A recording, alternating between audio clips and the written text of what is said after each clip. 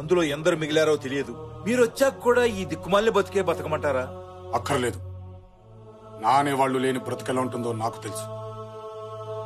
ఇక నుంచి ఏ కంట్లోనూ కన్నీటి బొట్టు రాలదు, ఏ ఇంట్లోనూ కడుపు కోత వినిపించదు. మిమ్మల్ని అందరినీ కలిపే బాధ్యత నాది. నన్ను నమ్మండి.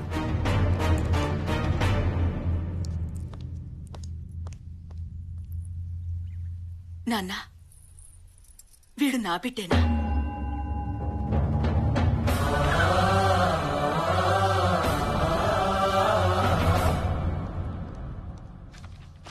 ఇందులో కొత్త ఉంది? 70 ఏళ్లుగా జరుగుతున్నదే. పైగా అదో పండగలాగా చేసుకుంటారట కదా. పోలీసులు రాకూడదు, కేసులు పెట్టకూడదు అంటూ మీరే రూల్స్ పెట్టుకుని ఫాలో అవుతున్నారు కదా. రూల్స్ ఫాలో అవడానికి అదేమీ మేధావులు రాసిన రాజ్యాంగం కాదు, వేదాల్లోంచి పుట్టిన సాంప్రదాయం కాదు సార్. ఒక కలెక్టర్గా అక్కడ గొడవలను ఆపాల్సిన బాధ్యత మీదే. అఫ్ కోర్స్, దానికి అక్కడ ఉన్న వాళ్ళంతా ఒప్పుకొని ముందుకు రావాలి కదా. ఎందుకు రారు సార్?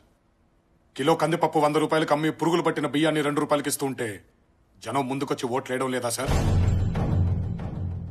నీళ్లు లేకపోయినా ప్రాజెక్టుల పేరు చెబితే ఎగురుకుంటూ వచ్చి జెండాలు పట్టుకుని తిరగడం లేదా సార్?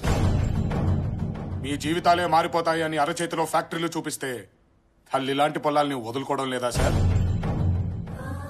మాయని ఈజీగా నమ్మే జనం కొంచెం కష్టపడితే మంచిని నమ్మరా సార్? నోళ్లు లేని కోళ్ల పందాల్ని రద్దు చేసినప్పుడు ఆనందపడ్డ ఈ జనం మనిషిని మనిషి చంపుకోవడం తప్పు అనంటే ఒప్పుకోరా సార్? ఇన్నేళ్లుగా మా ముందుకు ఎవ్వరూ రాలేదు. ఫస్ట్ టైం నువ్వు వచ్చావు. నిజంగా నువ్వు బాధతో వచ్చావా, భయంతోటా? భయంతోనే సార్. ఏ బిడ్డ చనిపోతే ఏ తల్లి కళ్ళల్లో నీళ్లు చూడాలోనన్న భయం సార్. ఏ తండ్రి చనిపోతే ఏ బిడ్డ అనాథగా రోడ్డు మీద పడతాడోనన్న భయం సార్. కానీ ఎంత భయపడే గుండెల్లో మీరు భయపడే నిజం కూడా ఉంది సార్. మీ కాగితంతో పని కాదు, కత్తే పట్టాలనుకుంటే 5 నిమిషాలు సార్. Just 5 minutes. కంప్లైంట్ ఇవ్వడానికి ఆ కాంపౌండ్ లో ఒక్కడు కూడా మిగలడు. అది జరగకూడదనే మీ దాకా వచ్చాను సార్. దయచేసి నా దాకా రానివ్వకండి. ఒక సిటిజన్గా నీ కమిట్మెంట్ నాకు నచ్చింది. ఒక ఆఫీసర్గా నా డ్యూటీని పూర్తి చేస్తాను. All the best.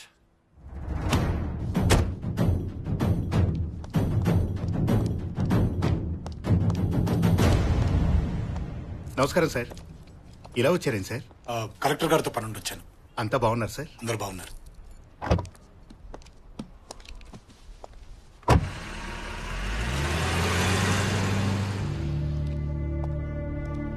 సార్ బండి రెడీ సార్. వాడికి సల్యూట్ కొట్టావేంట్రా? ఆయన వీరదుర్గం రాజావారి వారసుడు సార్. హైదరాబాద్ లో అనాథలా బతికిన వాడు వీరదుర్గం కోట్లకి ఎలా వచ్చి పడ్డాడు?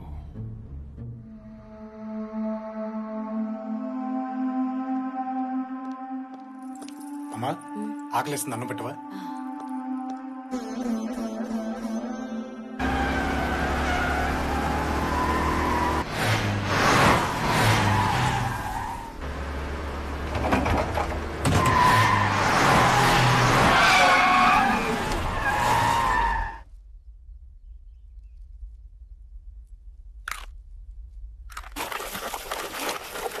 బావా, నీకు ఫీలింగ్ బాగా ఎక్కేసిందే.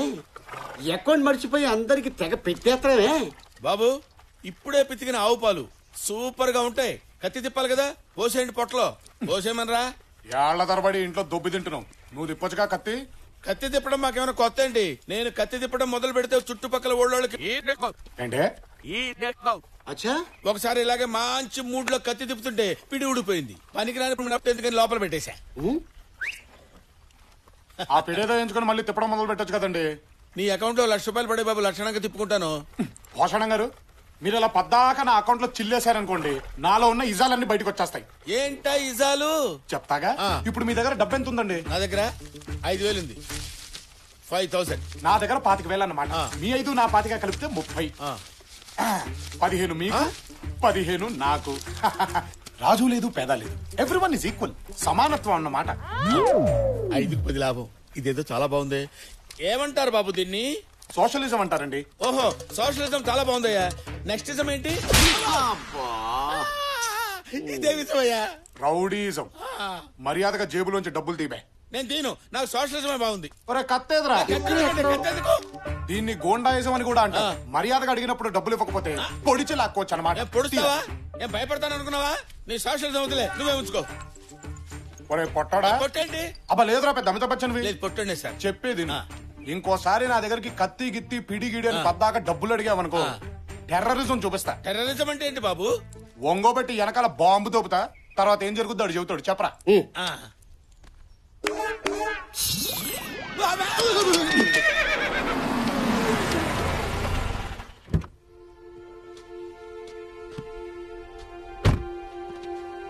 నమస్కారం సార్, రండి లోపల కూర్చొని మాట్లాడుకుందాం.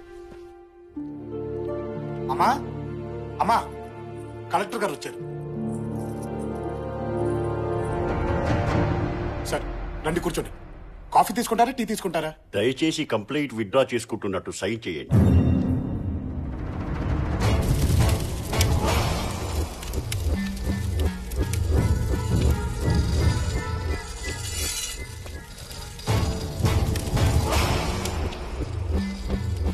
కాకి రంగు చూడటమే మాకు నచ్చదు. అలాంటిది మా ఇంటికే వస్తారా?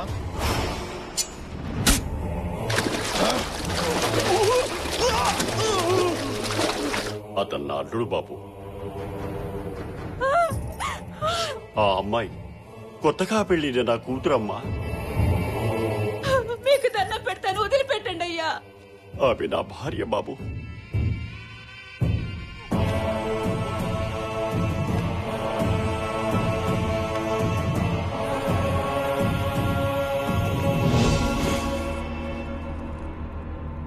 ప్రజాస్వామ్యంలో ఎవరైనా ఎవరి గురించైనా చెప్పుకోవచ్చు, అది మీరు వినొచ్చు. కానీ అది మా గురించే ఉండకూడదు. భగవంతుడు 2 చెవులు ఎందుకిచ్చాడో తెలుసా కలెక్టర్ గారు? ఒక చెవితో మనకు సంబంధం లేనిది వినినప్పుడు మరో చెవితో వదిలేయడానికి. ఒక చెవితో విన్నావు, రెండో చెవితో వదల్లేదు. నా పేరు విని కూడా మాట వినని ఆ చెవి నాకు కావాలి.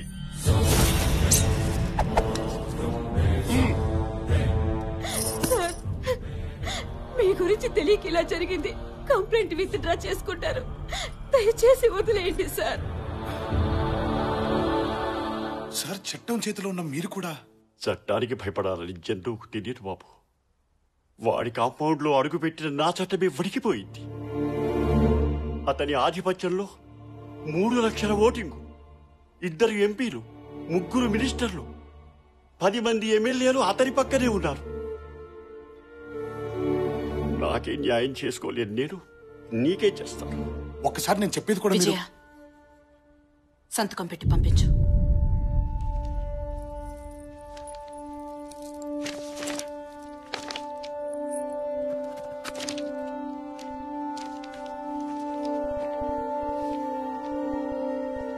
ఇప్పుడు అర్థమైందా? నువ్వు పుట్టి 25 సంవత్సరాలే అయ్యింది.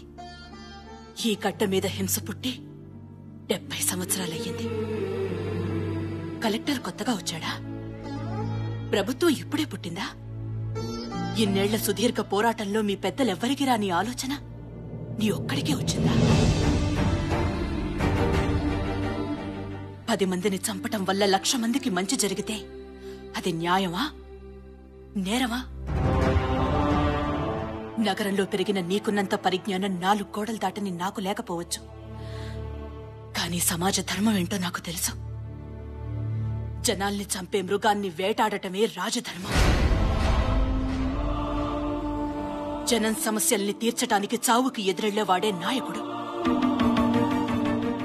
ఔషధమిచ్చే చెట్టు కూడా తను చచ్చి ఔషధంగా మారి మనిషిని బ్రతికిస్తుంది.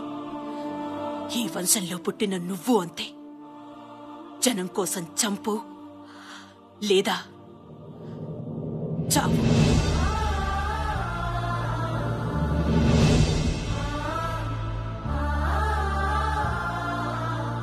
కత్తులు పట్టుకుని వాళ్ళు, చేతులు కట్టుకుని నువ్వు నిలబడితే మార్పు రాదు. నువ్వెదురెళ్ళకపోతే ఇంకా చాలా దారుణాలు చూస్తావు. అమ్మా, సమస్యని పరిష్కరించడానికి ప్రయత్నించడం మొదటి దారి, చావు ఆఖరి దారి. నన్నే దారిలో నడిపిస్తాడో ఆ పైవాడే నిర్ణయిస్తాడు.